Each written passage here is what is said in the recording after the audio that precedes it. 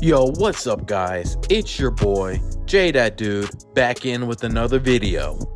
And welcome back to my Raw review. This was definitely another decent episode of Monday Night Raw. Had some good storytelling plots kinda, and also some good matches too as well. So this was a pretty decent episode of Monday Night Raw. And I also too want to give a shout out to y'all. I just want to thank y'all so much for the support y'all been giving me this last week. I really do appreciate the support. And hey, don't forget to like and subscribe to this video, and let's get on with this Raw review. We start off the show with Drew McIntyre basically saying, CM Punk was a coward because he came right when he left. And, Drew doing the great stuff he is. I mean, God, we all waiting for that CM Punk and Drew McIntyre match and all that.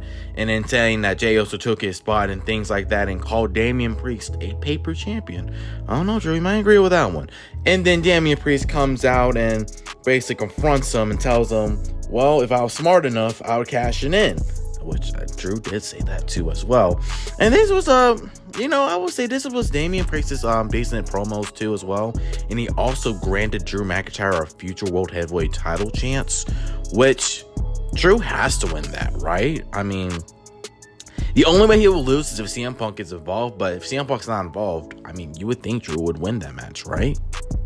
Overall, a pretty decent segment too as well. Then we start off with our first match with Io Sky versus Shayna Baszler, which overall was a pretty decent match. My only critique from this match is the whole, my ankle and things like that. I think they played that a little too much in WWE. But however, Io Sky does win.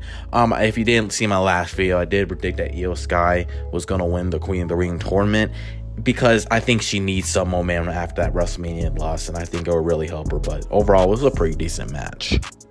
And then we get to Gunther versus Kofi Kingston. This match was pretty shockingly. I was very surprised how they ran this match. I mean, Kofi was attacking Gunther. It was kind of like a heelish way, kind of. It's aside from Kofi I've never seen before. Which, I mean, it was definitely refreshing to see a babyface finally going against a heel and finally beating him up. I mean, that was definitely refreshing. However, we all know what it went down to. Gunther, of course, obviously won too as well.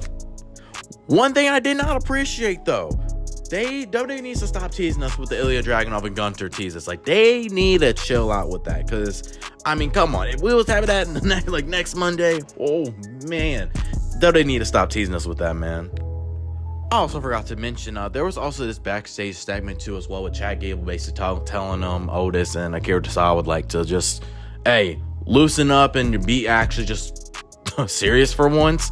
I mean, I cannot wait until they turn on Chad Gable. I feel like Chad Gable and the Creed Brothers, I can definitely see them team up in the future, become like a new heel stable, because I mean, we just know where our direction's going with them. And then we got Bronson Reed versus Akira Tozawa. I mean, you know how that match was gonna go. I mean, I had no hope in them. I mean, it's just funny too, because he showed up 1 second and he lost. I mean, that was kind of funny though. I can't even line that in.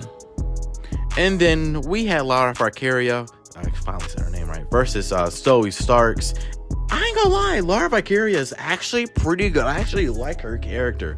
I like her little entrance that goes whoa and whoa. She was actually pretty good in this match. I can't even lie, it was kind of unpredictable, but at the same time, it was kind of not. But Lara Valkyria won. I actually like her character a lot, actually. I'm actually a big fan of hers. And then we had Otis versus Sami Zayn, and it was kind of like the same thing with the Akira Tozawa match. He showboats one time and then loses the whole match. I mean, that was actually kind of funny. But man, that slap though, oh my god, that shit sounded hard as hell. One slap that didn't look good was when Becky slapped Liv. That slap looked so bad though. It looked so bad. And then we had Becky Lynch versus Dakota Kai, which of course in the no contest, because Damage Control just gotta, we can't complete the match obviously, even though Dakota can take that loss. But of course Lara Valkyria helps out too as well, and same old, There was also a segment too with the Judgment Day, and man, Carlito looks like he has not aged a bit. He looks like the same stuff he did back in 2005. He has not changed. That mustache, man, had to go. But man, there was a segment with them with Damian and the Judgment Day where basically they were like, hey, you can trust me, man. And Damian was like, no, I ain't fooling with that. And Carlito said, a stubborn minds get changed too as well. And then that's where it leads us to this match with the Judgment Day, New Catch Republic, and the Crease Brothers for the World Tag Team Champions Number One Contenders match. Man, that was a full word to say. Of course, the Judgment Day won with Carlito's help. And so the Judgment Day will face Awesome Truth in the next feeling. I think probably next King of the Ring tournament. Who do I think is going to win? Possibly the Judgment Day. Possibly, but I don't know. That's kind of unpredictable, honestly. And then we had the main event. Jey Uso versus Ilya Dragunov. And I mean, it was a decent match too as well. One of my popular shorts, actually. I'm just going to address this right now, actually. I don't necessarily hate Jey Uso. I don't. I actually love Jey Uso, honestly. I think he has like one of my favorite entrances like ever, like right now.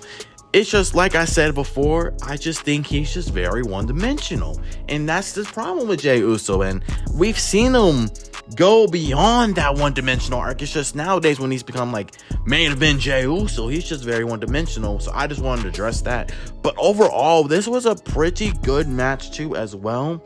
And of course, Jey Uso won. And at the very end, we had Gunter and Jey Uso stare down.